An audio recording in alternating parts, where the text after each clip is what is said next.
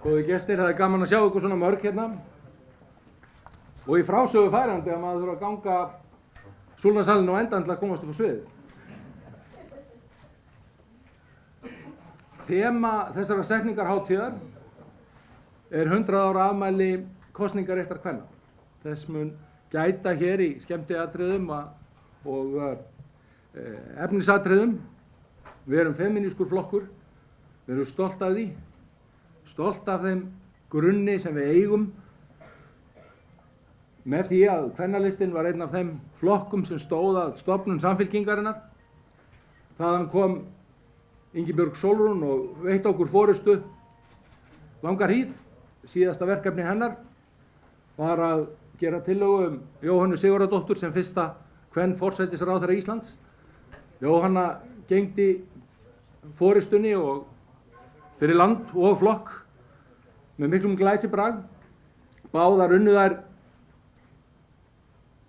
alla sína tíð að viðureigninni við kynbundinn launamun. Það er tímanna tákn hins vegar að við skulum enn vera að ræða kynbundinn launamun á þessum landsfundi. Það munum við gera og það er tími til kominn að við setjum strik í sandinn og tryggjum öllum landsins borgurum sömu laun fyrir sömu vinnu. Við erum líka alþjóðlegur flokkur og þess sér stað í gesti okkar hér í dag, Even Incir, sem er framkvæmdastjóri alþjóða samtaka ungra jafnaðarmanna. Hún er sænsk af kúrdísku bergi brotin og fjallar hér þær áskoranir sem að við öll stöndum frammi fyrir þegar að hættan vex á fordómum og mannhatri alla Evrópu. Even, we are happy to have you here. Look forward to hearing what you have to say to us. We are ourselves experiencing the risk of growing xenophobia and racism, and it's valuable to have you here with us today.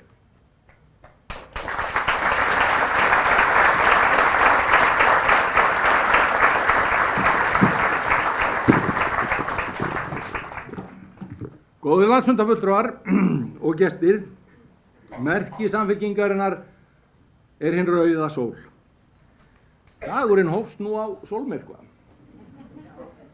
og við sáum hversu hryllilega kalt það verður þegar sólarinnar nýtur ekki við. Það var ótrúlegt að upplifa það.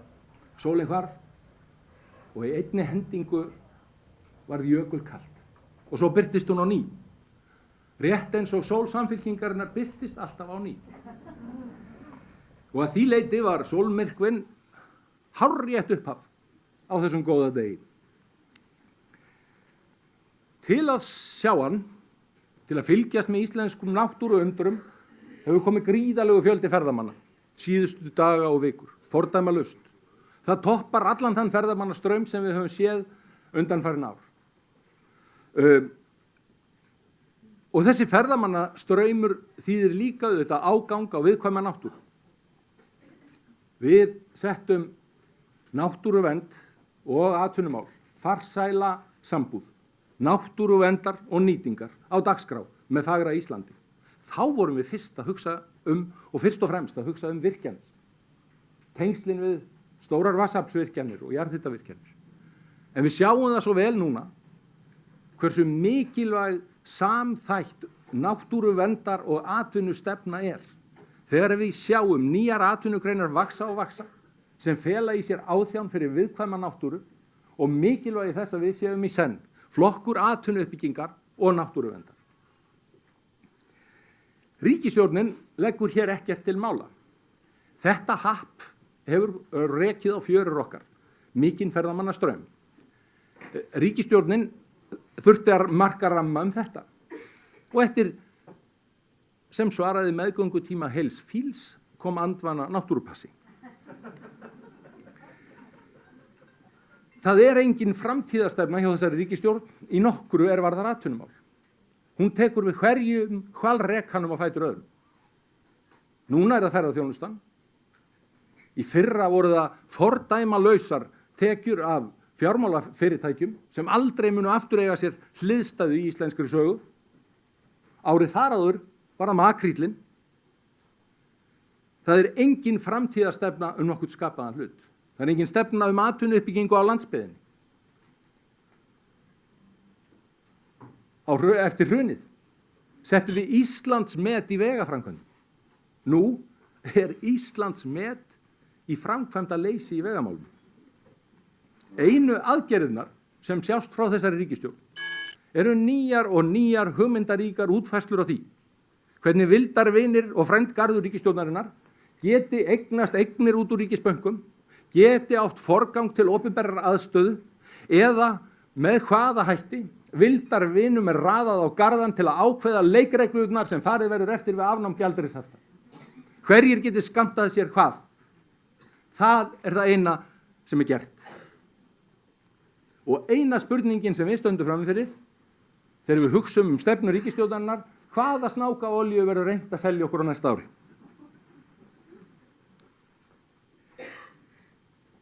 Við upplifum nú, góðir gestir, skringilegar aðstæður í íslensku stjórnmálum.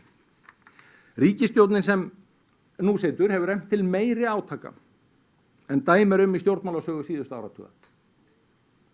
Bréfið fræga, sem Katrín vék að hér áðan,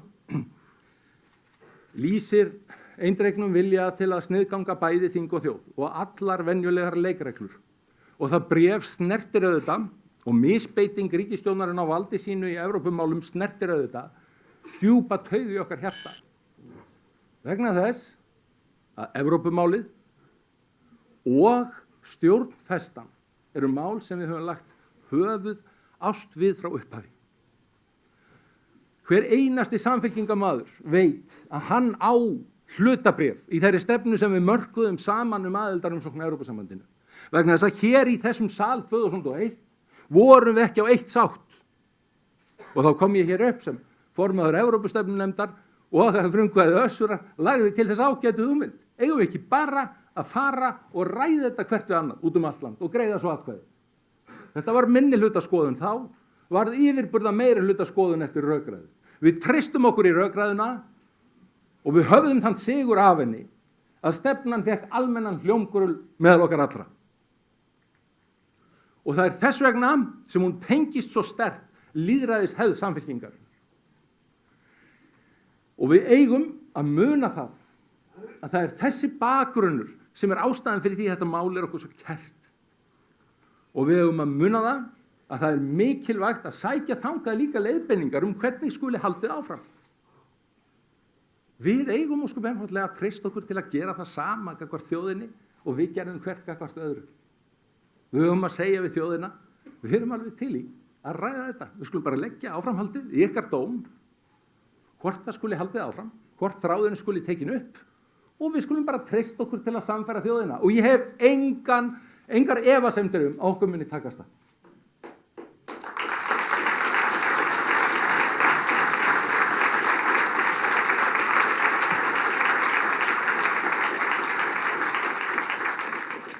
En alveg með sama hætti, þá snertir þetta mál líka hugmyndin okkar stjórnfestu. Að fari sér réttum, lögum og leikreglum. Og það er ekki gert. Ekkert í meðferð þessa bréfs, aðdraganda þess, er í samræmi við lög og reglur, eða góða stjórnarhætti. Og á sama tíma kemur ríkisstjórnin núna og segir, já, í næstu viku ætla hún til dæmis að leggja fram til breytingar á rammaáætlun sem fela í sér að virkjaðir verði virkjanakostir sem aldrei hafa verið rannsakaðir.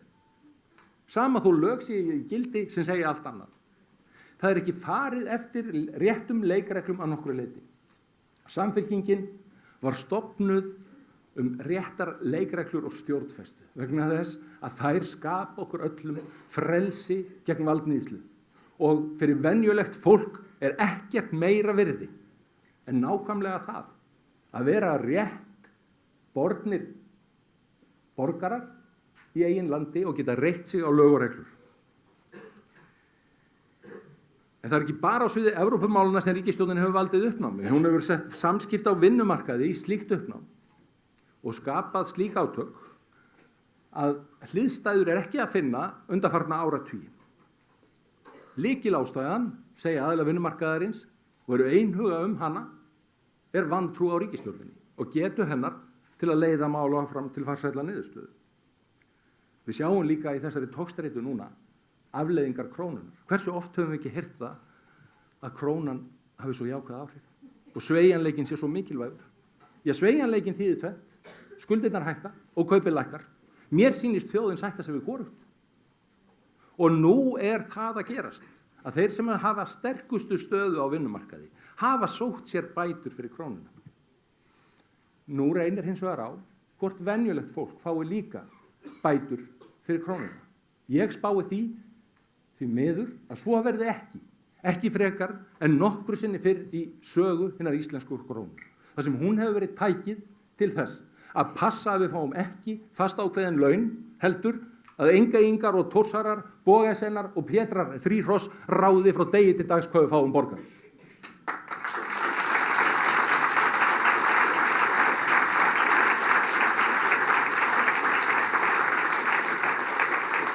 Svar okkar verður að vera að leiða nýja tegunda samtali við aðila vinnumarkaðarins. Við þurfum að muna það að hið norræna samfélagsgerð, hið norræna samstarf, verkalýðshreyfingar og jafnaðarmannahreyfingar hefur lagt grunninn að farsælli samfélagsþróun en dæmi eru annars staðar. Og við þurfum að rækta það samstarf. Það gerist ekki að sjálfu sér. Það gerist ekki með stefnuyfirlýsingum. Það gerist með því að menn leggi á sjálfa sig og aðra umgjörð sem tryggir að við náum árangri með sama hætti og gert hefur verið á Norðurlöndunum. Það þarf skýra og ábyrga hagstjórn sem tryggir að heildarhagsmunir séu hafðir að leiðarljósi, þar sem að við reynum að halda upp í samræmdri launastefnu, tryggja fulla atvinnu og draga úr launamun og tryggja enginn sé skilinn eftir. Og það þarf umfangsmikil velferðarkerfi sem eru fjármögnuð af sköttum, ekki með greiðslum einstaklinga. Og það þarf ódýra menntun og heilbrigðis- og velferðarþjónustu. Og það þarf vel skipulagðan vinnumarkað sem byggir á samspili milli lagasetningar og kjarasamninga. Þess vegna eigum við, góðir félagar, að skuldbinda okkur til að stjórna á þennan veg. Ef við höfum raunverulegar væntingar árangurinn af hinni norrænu samfélagsgerð og ef við viljum raunverulega flytja þann ávinning hingað inn, þá skulum við í upphafi okkar ríkisstjórnartíðar leiða í lög umgjörð utanum efnahagsstefnuna sem þvingar ríkisstjórn til þess að leggja sína efnahagsstefnu fyrir samráðsvettvang með aðilum vinnumarkaðarins, eiga þar hana opið samráð, hleypa öllum að og leggja hana síðan á endanum fyrir Alþingi, þannig að allir viti til margra ára í senn hver efnahagsstefna þjóðarinnar er. Burt með kraftahagstjórnina, alvöru aðferðir.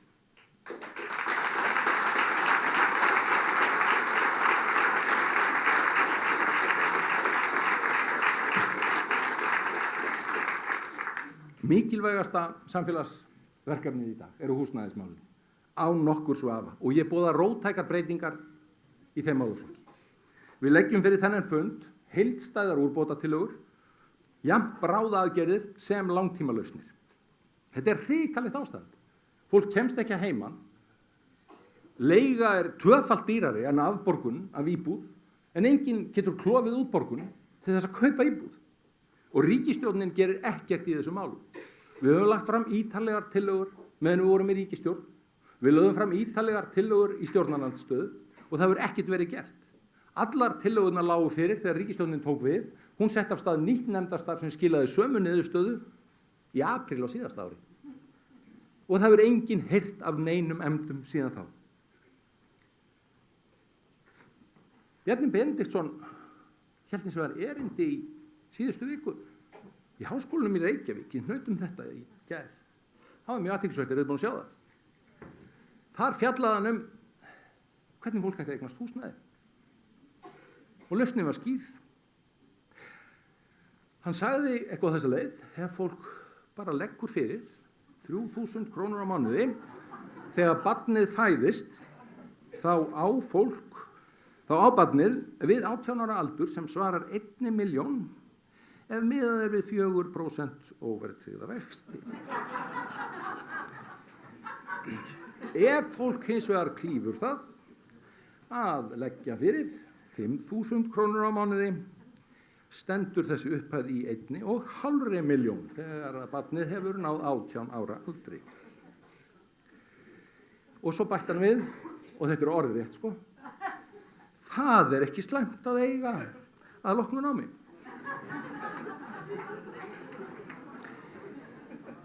Valkostur Bjarna er alveg skýr. Hann er að þeir sem geta eiga að leggja fyrir frá fæðingu, en hann gleymir að tala alla hina. Það kann vel að vera að þetta virki hjá silfurskeiðadrengjum, en þetta virkar ekki hjá venjulegu fólki.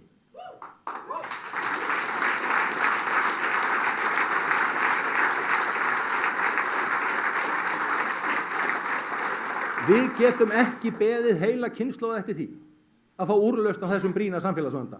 Allir þeir sem sita núna heima hjá foreldrum sínum og geta hvorki komist í leigu né keypt íbúð geta ekki beðið í heila kynslóð. Það þarf að lausnir strax. Við erum að byggja upp leigumarkað sem alvöru framtíðarlausn og Dagur er að vinna kraftaverk með félögum okkar hér í borginni í því efni og við treystum á að það verði áfram gert.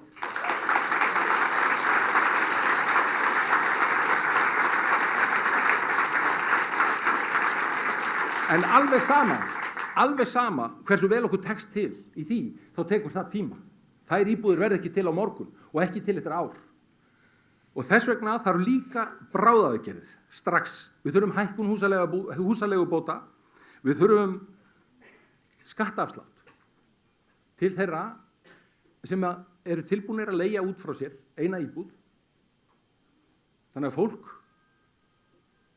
hugsi sér það frekar að leigja út frá sér til almennrar útleigu heldur en til ferðamanna. Og við höfum líka að reyna að halda aftur af okurháu leiguverði með því að skilyrða þennan skattafslátt við að fólk leigi í samræmi við meðalleigu. Þannig að við umbunum fólki ekki með ríkisfé fyrir að spenna upp leigumarkaðinn. Fyrir þessu eru fordæmi úr öðrum löndum. Og við verðum að þróa nýtt kerfi viðbótarlána til þess að fólk geti komist að heiman. Ungt fólk verður að ná að kaupa sína fyrstu íbúð og lágtekjufólk verður að ná að kaupa íbúðir. Og ríkið verður að koma að úrlausna þessu leyti.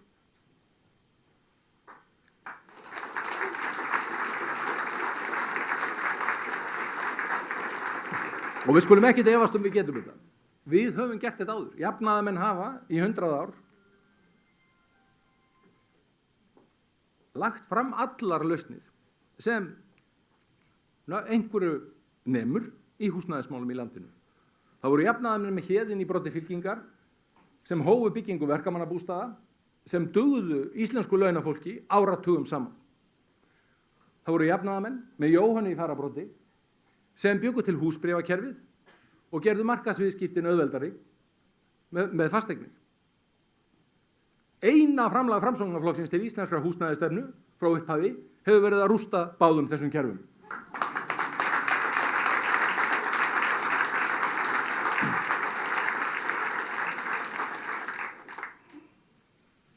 Góðu gestir, það er margt sem bendir til þess að samfélagið okkar sé orðið kalt og grimmt. Hugmynd jafnaðarstefnunnar, hugsjónin að baki jafnaðarstefnunni er sú að fólk hafi þau mannréttindi að geta orðið fyrir áföllum. Eins og Héðinn Valdimarsson orðaði það svo vel í ræðunni þegar hann var að tala fyrir sjúkratryggingunum 1935 vegna þess að kerfið væri búið til þess að þjóna öllum því þó maður sé auðugur stund geta skjótt skipast veður í lofti. Það er mannréttindi að fá að geta orðið fyrir áföllum, tekist á við þau og haldið mannlegri reisn. Þurfum ekki að glata öllum og við þurfum að hafa gott samfélag sem skapar rúm fyrir alla. Þegar ég var strákur og heimsótti ömmu mína í Drápuhlíðinni, þá fannst mér mjög sérkennilegt að hún bjó ekki í íbúðinni sinni, almennilega. Hún bjó bara í stofunni og borðstofunni. og leigði út bæði svefnherbergi. Ástæðan var sú að hún var fædd fyrir aldamótin 1900, austur í Skaftafellssýslu, lausalegsbarn, vinnukonu sem var líka lausalegsbarn, fædd í blóðskömm, og það var erfitt að eiga verri bakgrunn en þennan í íslensku bændasamfélagi árið 1900. Hún ólst upp án móður sinnar og fór úr einu vinnukonustandin í annan, kynntist afa mínum og þau gengu í þess orðs fyllstu merkingu til Reykjavíkur. Byggðu sér hér líf, glötuðu öllu sín í tvígangi kreppunni miklu, en afkomu óttin var henni svo runnin í merg og bein að þó hún ætti orðið skuldlausa íbúð þegar ég var alast upp, þá þorði hún ekki að flytja úr stofunni. Kvíðinn fyrir komandi degi, eins og Haraldur Guðmundsson orðaði það svo vel, var henni runnin svo í merg og bein að hún réð ekki við að búa í íbúðinni sinni. Ég hugsaði oft þetta og ég hef oft hugsað þetta síðan og alltaf einhvern veginn hugsað, já, hún tilheyrði veröld sem var. Hún var síðasta kynslóðin sem var með þessum hætti tilbúin að fórna lífsgæðum sínum fyrir efnalega afkomu. Svo heyrði ég sögu fyrir 3 vikum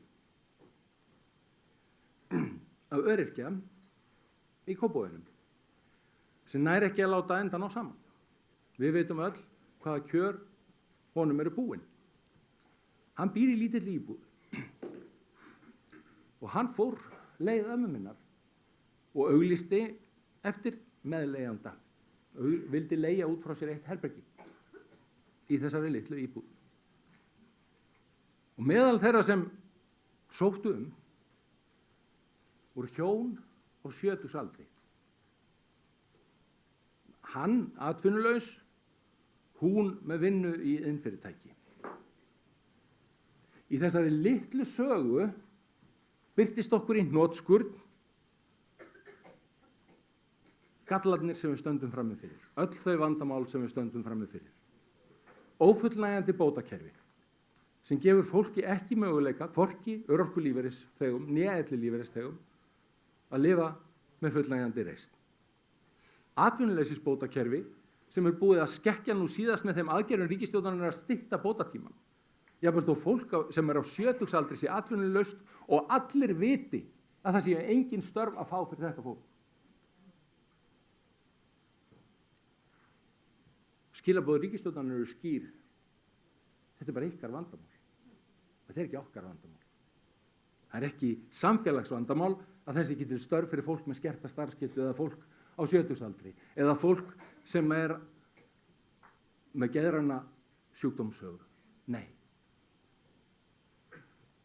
Og þannig er vinnumarkaðurinn ófullnægjandi, mætir ekki álíkum þörfum og svo er þetta auðvitað áfellisdómur yfir hinu ófullnægjandi húsnæðiskerfi.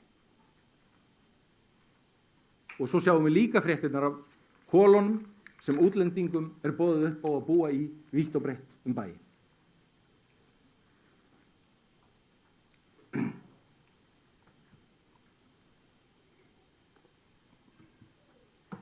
Góðir félagar, á eftir verður gengið til að atkvæða formann Samfylkingarinnar.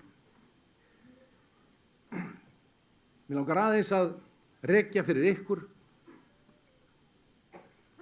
hvað það snýst fyrir mér að vera formaður Samfylkingarinnar.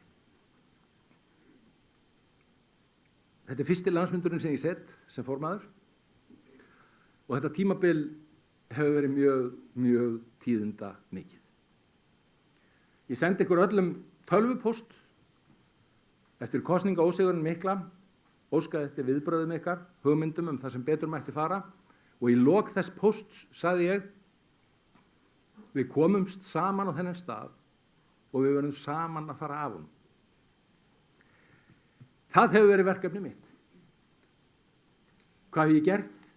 Jú, ég hef lagt allt kapp á það að halda þessum flokki saman. Að passa að hann flosnaði ekki upp í kjölfar þessa áfalls, heldur næðum við að snúa bökum saman og sækja fram. Össur Skarphéðinsson tók mig afsíðis eftir kosningarnar og sagði, þú áttar á því að þú gætir orðið síðasti formaður Samfylkingarinnar. Það eru mörg dæmi það að flokkar lifi ekki af áfall eins og þetta. Og ég einsetti mér að ég ætlaði ekki að vera síðasti formaður Samfylkingarinnar og ég get lofað ykkur því að ég verð ekki síðasti formaður Samfylkingarinnar.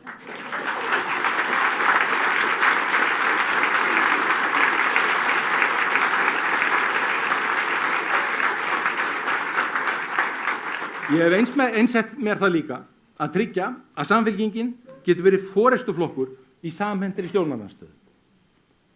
Við sjáum kannanir sem sýna núna Pírata fara með himinskautum. Athyglisvert er reyndar í gær að Samfylkingin er eini annar flokkur sem bætir við sig í þeirri könnun. En þeir fá rosalega mikið fylgi. Það eru til 2 leiðir til að takast á við þetta fyrir umbóta sinnuðar. Markmið mitt hefur verið að binda saman samhenta og samvirka stjórnarandstöðu sem berst fyrir umbótum og er alvöru valkostur við ríkisstjórnina. Og það hefur tekist og alveg frá því í upphafi síðasta árs hefur stjórnarandstaðan verið með yfir 60% fylgi. Það færist til og frá. Við því er óskup lítið að gera. Í grunninn bara 2 valkostir. Þegar fylgið fer til Pírata eða Bjartrar framtíðar áður, þá ákvað ég að taka þann kostinn að tala vel félag okkar í Bjartri framtíð, alveg eins og ég tala vel Pírata og ég fagna því að á tímum pólitísks umróts á Íslandi skuli fylgishræringar ekki fara til flokka sem hafna sósíaldemókratískri þjóðfélagsgerð og hafna virðingu fyrir fólki. Mér finnst það fagnaðarefni. Og það er þannig sem ég vil nálgast þessi mál.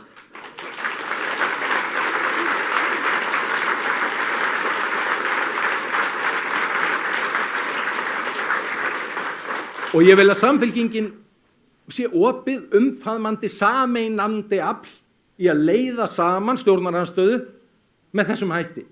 Því það er miklu, miklu betra en valkosturinn og ég get alveg rakið fyrir ykkur hver valkosturinn er. Við munum það mörg. Hvað var það sem sameinaði umbótaflokkana hér í gamla daga? Jú, ég man nú bara þegar kvennalistinn fór með himinskautum í skoðanakönnunum og allir í Alþýðuflokki og Alþýðubandalagi sameinuðust um að ráðast beint á kvennalistan. Og hvernig menn voru stöðugt að keppast hverjir við aðra í þessum flokkum. Það var reglan þá. Og með því afhentu umbóta sinnuð öfl á Íslandi, Sjálfstæðisflokki og Framsóknarflokki, alvaldi í íslensku stjórnmálum áratugi.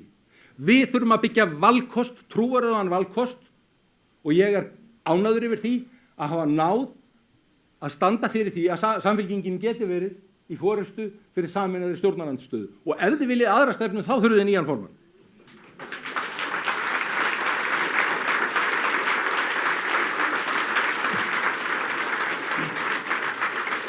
Ég hef gert samskipti við verkalýðshreyfinguna algjöru forgangsmáli. Þegar ég fór vítt og breitt landið í aðdraganda formannskjörsins 2013, þá var sagt við mig á hverjum einasta fundi, lagaðu sambandi við verkalýðshreyfinguna. Við verðum að hafa talsamband og samvinnu við verkalýðshreyfinguna. Ég hef einsett mér það. Við vinnum mjög náið saman, þétt saman, gríðarlegur samhljómur í málflutningi okkar og verkalýðshreyfingarinnar, reglulegt samráð við forystumenn í verkalýðshreyfingunni, jafnt hinu opinberu sem og með Alþýðusambandinu.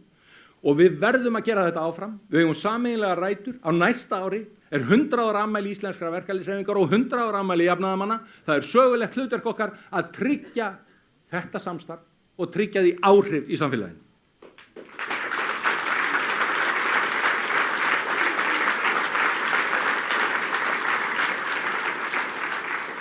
Og ég hef ferðast landið allt til þess að tryggja að þessi flokkur eigi fótfestu vítt og breitt land.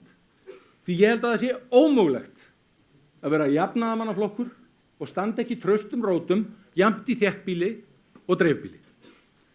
Ég tel 49 þéttbýlistaði sem ég hef heimsótt frá því ég tók við og haldið opna auglýsta fundi eða heimsótt vinnustaði.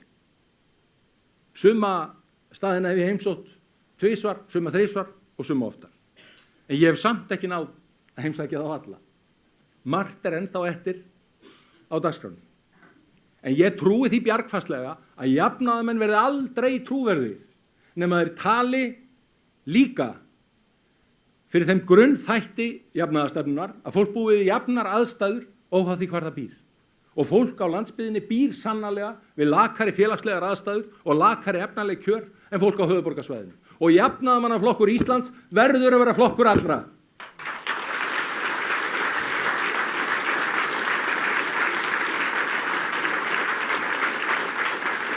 Og allt hefur þetta skilað okkur þeim árangri vegna þess að við kusum að snúa bökum saman að við náðum vopnum okkar í sveitarstjórnarkosningunum. Við náðum að stilla saman strengi. Það leit ekkit björgulega út með það þegar ég var að byrja fundarferðina, en það tókst og allstaðar voru menn tilbúnir að snúa bökum saman og sækja fram. Verkinu ekki lokið. Frá upphafi hef ég gert ráð fyrir því að það tæki 4 ár. Traust sem glatast verður ekki unnið aftur í einni sviphendingu. Það tekur tíma. En við erum á réttri leið, skoðanakannanir sýna að við erum á réttri leið og tilfinning okkar eftir góða niðurstöðu í sveitarstjórnarkosningum á síðasta ári sýnir okkur líka að við erum á réttri leið. Og það ekki ráðlegt að skipta hest í miðri á. Góðir gestir, Samfylkingin flokkur breiðra skoðana. Höfðar vítt. Tilbúin að gefa öllum rúm. Hún var stofnuð til þess að vera sameiginleg umbótahreyfing fólks sem að var mjög feimið hvert við annað. Hafði efasemdir hvert annað. Hafði tilhneigingu til að setja merki með hvert á annað. En skynjaði í gegnum samræðu og sameiginleg örlög að það átti meira sameiginlegt en þessi sundræði. Við fögnuðum fjölbreytileikanum og kusum að byggja á honum. Á kosninganótt sagði ég við ykkur í rúgbrauðsgerðinni að flokkur verður ekki lítill af því að missa fylgi. Hann verður lítill af því að hætta að hugsa stórt. Ég þakka ykkur fyrir að hafa vilja að halda áfram að hugsa stórt og við verðum að halda áfram að hugsa stórt og tryggja þannig glæstan sigur okkar í kosningunum 2017. Takk.